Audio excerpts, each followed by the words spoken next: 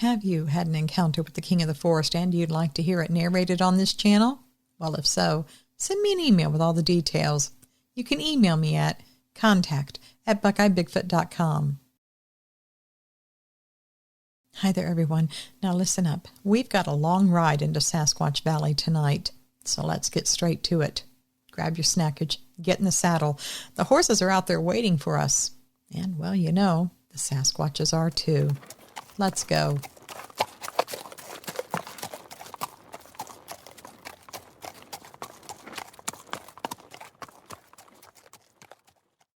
I hope you are prepared for a strange tale. Actually, I guess it's a tale of a lot of strange things that all happened one summer. Now, when I was in the middle of it, I didn't understand the gravity or the importance of it all. Now, looking back, I view it very differently. And the person that I am today would have handled it all very differently than the young woman that I was back then. When I tell people that I used to work at a summer camp, the Jason and the Camp Crystal Lake jokes invariably start. I just smile and go along with it, all the while knowing there was something else that terrified me and many others at that camp.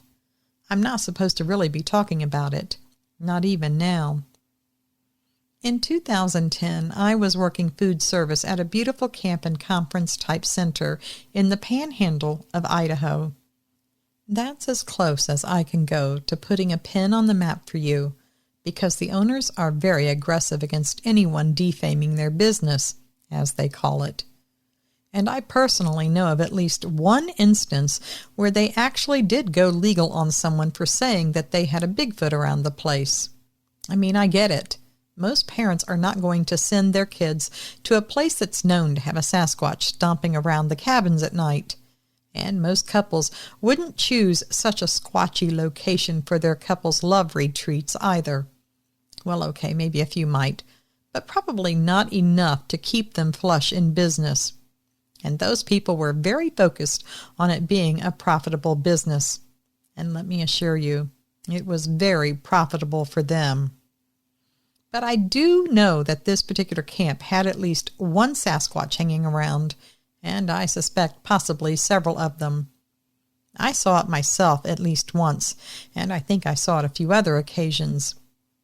Now, when I said I worked food service, that's just a fancy way of saying that I was the cafeteria mom, or better known as the lunch lady.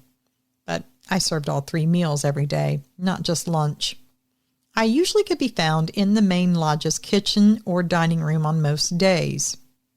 Now, the first hour of the very first day that I arrived there, I was drilled on a long list of food handling and storage rules. I was told it was necessary to keep wildlife intrusion to a minimum. When I inquired further, I was told that there had been some issues with animals raiding for food at night, breaking into the dumpster, actually even trying to come straight into the kitchen one day. I took all of that at face value and thought no more of it.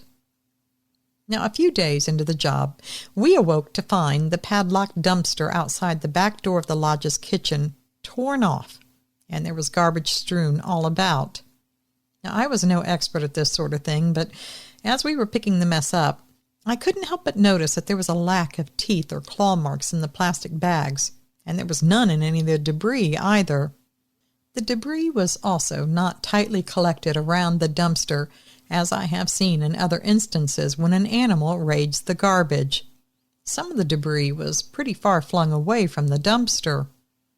I had been tasked to clean up the mess along with a girl that I had gotten to know well. She was named Sarah. Now, like me, Sarah was fairly new that summer, although she had gotten there in the spring while I arrived in the summer. Most of the others were returning workers or returning volunteers, and they hung around in cliquey groups.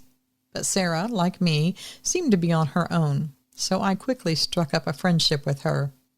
Sarah was quiet, but she listened and she watched. I found out much later that was a sort of a defense mechanism from a very difficult childhood, but she had turned it into an asset. I remarked to Sarah how this didn't seem to have the look or feel of a bear or animal thing. I saw Sarah look at me, but she gave no reply. So I repeated my observation from another angle as we walked and worked and picked things up. Sarah would not meet my eyes at first. She kept her head down and her face looking flushed. "Because it probably wasn't a bear. That's why," Sarah said quietly, never lifting her head. "Well, okay then," I said. "Well, who do you think did it then?" I was expecting Sarah to say that it was a prank from one of the teens, that maybe they had used a crowbar to pry the dumpster open, and they just did it for some late-night giggles. That was really the answer that I was prepared to hear, or some similar variant. But I could barely hear Sarah's reply as she spoke it under her breath. All I heard her say was, "Sassy boss." "What?" Now, this was a new name for the owner, and I was surprised because, well, we had already set some pet names for our owner, his wife, and their family that worked there. And I'll use the term work loosely because they really didn't. Anyway, we called the owner and his wife Hitler and Eva Braun. And we did call them other names, but Sassy Boss, well, that just seemed a little playful for them, and I giggled a little when she said it. "Don't laugh at me. I've seen it. They're real," she snapped. Now, Sarah was a very mild person, and as I said, she had had a very traumatic childhood that had left her avoiding conflict, and she would normally flee at the sound of a slightly raised voice, so I was shocked when she snapped. It was very out of character for her. I was perplexed by what she said as well, because, well, of course she'd seen them. Of course they were real. They were in our faces morning, noon, and night. "Well, yeah, Sarah," I said. "We see them all day, every day." I said this slowly and cautiously as I looked at her. I was missing something, and already there was the awkward feeling of this being some kind of a misunderstanding or something that was misspoke or misheard, and it was becoming painfully evident. "What?" Sarah asked. Now she looked confused. "Yeah," I said. "We see the boss and his wife every day, all day." I kept staring at her, waiting for the clarification to come. "What?" she said. No, what made you think I was talking about them?" I looked at Sarah, still not understanding where we had gotten off track or how. I said, "Well, you said Sassy Boss. Who did you mean?" Sarah's eyebrows shot up. "No," she said. "No, I did not say Sassy Boss. I said Sasquatch." And she emphasized the Squatch part. "You know, Bigfoot," she continued. "You know, big hairy ape-like thing, Yeti. I don't even know what you want to call it." Involuntarily, I kind of snort-laughed out loud, which offended Sarah, who had snapped again that they were real. Honestly, I was laughing at the whole misunderstanding. I hadn't even gotten to the reality of processing a Sasquatch being thrown into the mix of all of this. Now, Sarah proceeded to tell me that this was not the first time the dumpster had been raided, and that it had happened a couple times earlier in the spring. That's when Hitler had a padlock attached to the dumpster doors. Now, I took a long look at the metal doors on that dumpster. The screws for the hasp that was closed by the padlock were sheared right off. Now, I don't know the first thing about how you go about tearing up metal, but I know it can't be easy. I reprocessed the way the contents had been pulled out and gone through, how far-flung many items were. I looked closely at the bags. The opening in the bags had clear marks where the plastic had been pulled open, not clawed open. The plastic had thinned from being pulled open in spots. That was not a bear. Any other critter would have chewed through the bag if it didn't have claws. I looked around at the dense forest not far from the back of the lodge. The sun was just coming up, casting a beautiful color in the east, but the forest itself was dark. I shivered, thinking that anything could be hiding and living in that forest. We quickly finished cleaning up, then went about making breakfast for the day. I didn't get a chance to talk to Sarah again about the Sasquatch thing until much later that night. Sarah ended up telling me that earlier in the spring, she and another girl had taken the trash out from the lodge later than usual one night. It was already past dark. There was only a plain light bulb by the kitchen back door. but it was very dim and it didn't cast much light, and what light it cast didn't go far. Sarah and this other girl were both carrying bags of garbage in each hand, Sarah leading the way. The dumpster was about 30 feet from the back door and was set over on the corner of the building where it could be picked up and emptied. Sarah set both bags down on the ground next to the dumpster so she could open the dumpster doors. She turned and bent to grab the bags to toss them in when she heard something hit the ground behind her, and at the same time there was the sound of running. While bent down, Sarah looked behind her legs only to see 2 more trash bags lying on the ground and the other girl's silhouette against the back door light as she ran into the lodge. Next was the sound of the door slamming shut, and although she couldn't hear it from that distance then, the girl had locked the door behind her. Sarah thought she didn't know what on earth was wrong with that girl, but she was not happy that she had to pick up the other girl's trash bags, too.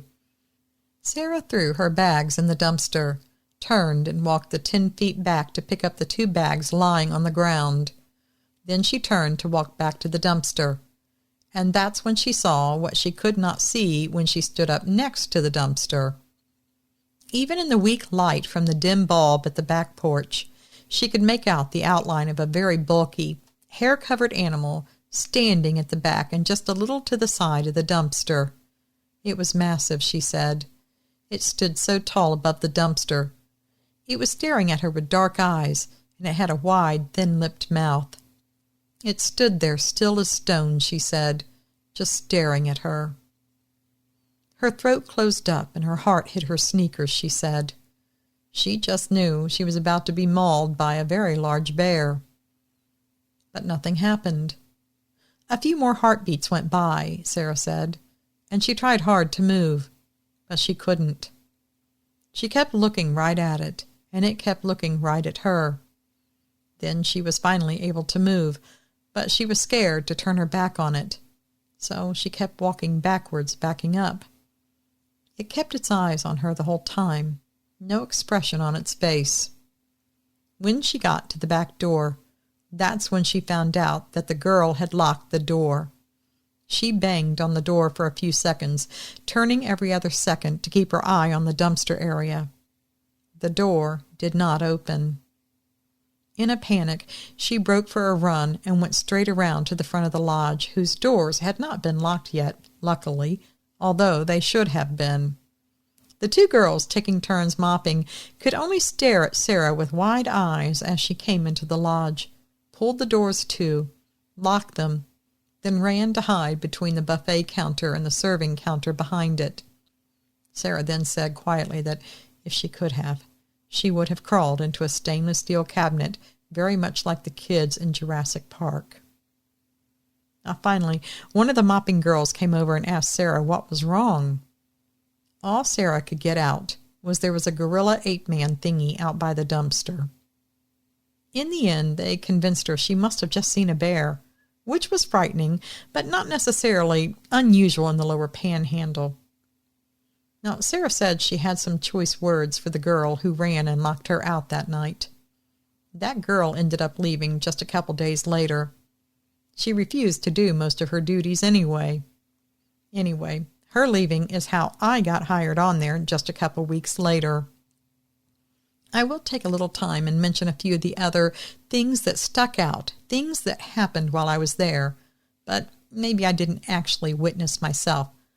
I'm not saying it's absolutely 100% a Sasquatch on some of these, but I think it's highly probable. One afternoon, one of the teen girls was very upset. Seemed her toiletries bag had gone missing. Now, in the cabins, there's a large communal dorm-style bathroom with a line of sinks. There's a stainless steel shelf that runs above the sinks along the length of that wall. The girls left their toiletry bags on that shelf. There were even small mirrors above the sinks as well, and above the mirrors were long horizontal windows that opened out like vents for fresh air. Now, these windows were about 4 feet above the sink. They were high enough for privacy, but good for ventilation.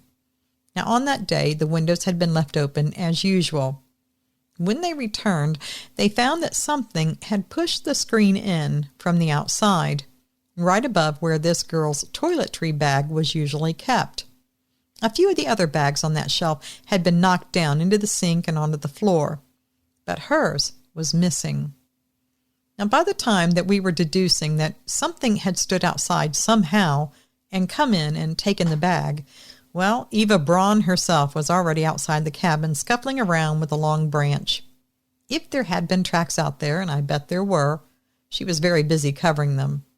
She said that she was out there looking for tracks and then promptly announced that a squirrel had pushed the screen in, trashed the toiletry bag shelf, picked up the bag, somehow ran back up and through the window with that toiletry bag, and off it went. Yeah, we all stood there looking at her, knowing it was a load of bull, but none of us knew what to say. What squirrel can run off with a toiletry bag full of shampoo, conditioner, and all sorts of other things? It had to weigh more than the squirrel itself. You know how teen girls are. Now, better still was the next afternoon when someone saw something light turquoise colored on the ground between some trees just off the main cabin walking path, maybe 30 yards from the cabin where the toiletry bag had been stolen. They walked over, and sure enough, it was the girl's toiletry bag. It had been ripped open at the zipper. I don't mean unzipped. I don't mean the fabric was torn, but pulled apart. The zipper itself had been pulled open. I guess the zipper was the weakest part of the bag. Well, as they stood there, they started finding bits of her other stuff, shampoo bottle with the lid still on and closed, but it had been burst open at the manufactured plastic seam. How much force does it take to burst a closed shampoo bottle?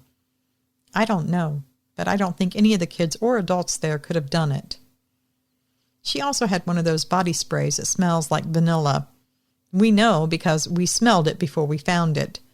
The bottle spray top had been broken off completely, leaving the bottle open. There were only a few drops left in the bottom of the bottle, the rest presumably spilled on the ground and the brush nearby, and we could still smell it. We found bits and pieces of other things from her bag, and all of it had been destroyed to one degree or another. It all had the look of an angry toddler that had gotten into Mommy's makeup bag and bashed things about and broke them because it just couldn't figure out how to open things. But the most unsettling thing happened the next morning. Right after breakfast, I went out to take the first round of trash. The sun was up and everything was bright and clear. Then I smelled it. There was a pungent aroma of decaying vanilla. It was as if someone had spritzed a garbage bag with a bottle of vanilla spray on a hot summer day. For a split second, I thought how awful that smell was. Then I remembered the busted body spray bottle, which was on the other side, away from the lodge where I was. I felt a sudden burst of fear, and I ran back into the lodge. I ran in the back door and turned to pull the screen door closed that had bounced open and backwards. I saw a dark silhouette standing back and away from the dumpster, maybe 20 feet behind it, just on the swell of rising ground that started at the edge of the forest. It was brief, but I saw it, and I am guessing it had gotten that body spray all over it when it broke it open, and that's what I was smelling that morning. Now, since the night Sarah told me what she saw, it's not that I didn't believe her, but at the same time, I didn't wholly believe her either. Well, what I mean is, I believed she thought she saw a Sasquatch. I never doubted that. But I did doubt that what she had seen was actually a Sasquatch. But at that moment, I believed her. Because if that wasn't a Sasquatch up there on the hill, we had the biggest ever NFL guy in the history of NFL, and he was dressed in a fursuit, living up there like a deranged hermit in the forest. One of the other things that I didn't see, but this happened after the toiletry case and what I saw. Well, technically none of us saw it, but we all sure heard it. Late one night, we were all awakened by awful sounds that made us think someone had a bulldozer out there in the forest very near our cabins. Well, if the bulldozer had a silent engine, that is. There were the most awful creaking, popping, and smashing of trees, loud sounds of them cracking into each other and then hitting the ground with a dull thud. This went on for about half an hour. Every one of us on the horseshoe circle of bunk cabins heard it, but none of us were brave enough to go looking for it in the middle of the night. The next day, one of the maintenance guys and two of the groundskeepers went out and found a large number of trees pulled up and placed around. And those were their words: pulled up and placed around. Not pushed over, although there were plenty out there pushed over as well. I asked one what he meant, and he said that it reminded him of the way kids used to build snow forts to have fights with each other. There were two definable areas where the trees had been stacked up as if in a defensive position, and they were about 100 feet apart. And the area all around was littered with stones, branches, pieces of woods, all sorts of things, entire bushes that had been pulled up. It was like they had been fighting and tossing things at each other. He said it was the darndest thing he'd ever seen. Now, I have no idea what to make of that, but maybe someone listening will. Now, the kids there cycled in and out every couple weeks. This was not an all-summer long camp. I think the longest day was 3 weeks, and that was for the older teen kids. There was a 2-week program for about the 10 to 12-year-old range. Now, one of the kids in that group, well, he was a little odd. He was chubby, quiet, had curly hair that was very unruly, and he didn't have an athletic or competitive bone in his little tiny body. He always was the odd man out. I don't mean that anyone bullied him or picked on him. Not at all. And we usually knew when that was happening, even if nothing was said. He just kept to himself. I personally witnessed other kids trying to sit with him, talk with him, or be friendly. But he was so painfully shy and socially awkward, well, he ended up alone. I got the distinct impression that his parent or parents wanted him gone for a few weeks in the summer and parked him there, because I guarantee you that kid did not get the idea himself to be there.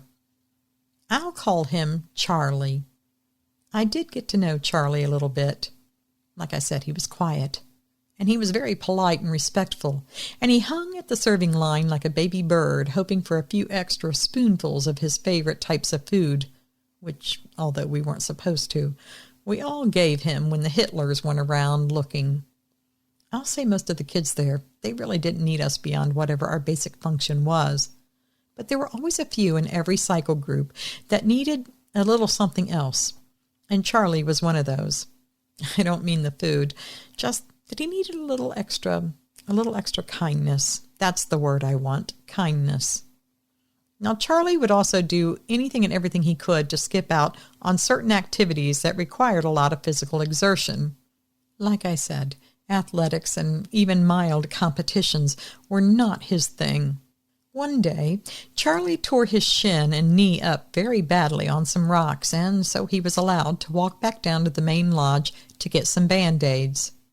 That would be the lodge that I was in, but we were in the kitchen.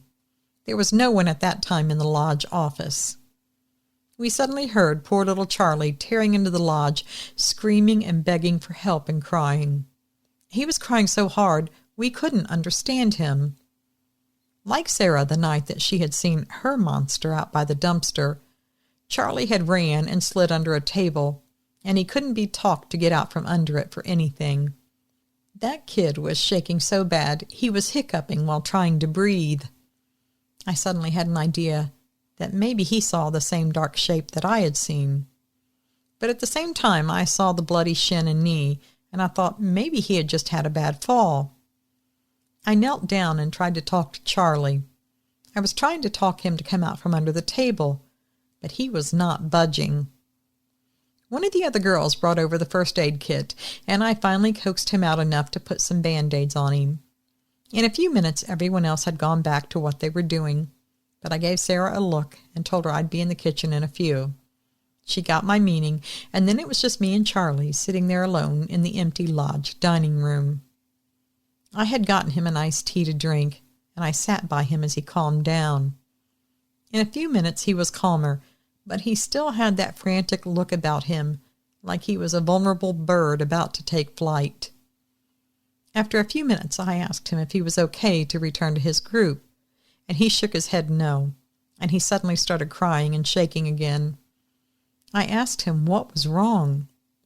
He said he was afraid to go back out there. I knew then my hunch about the dark shape was right, but just how bad was it?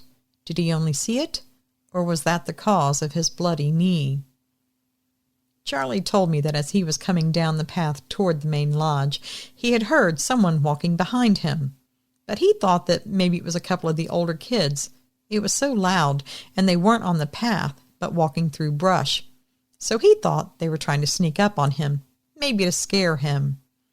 He turned around to see who it was, and he said there was a large ape-man-shaped walking thing not far behind him, like it was following him, but it was trying to stay hidden off to the side so he wouldn't see it. Charlie said he absolutely just froze, and he just kept looking at it.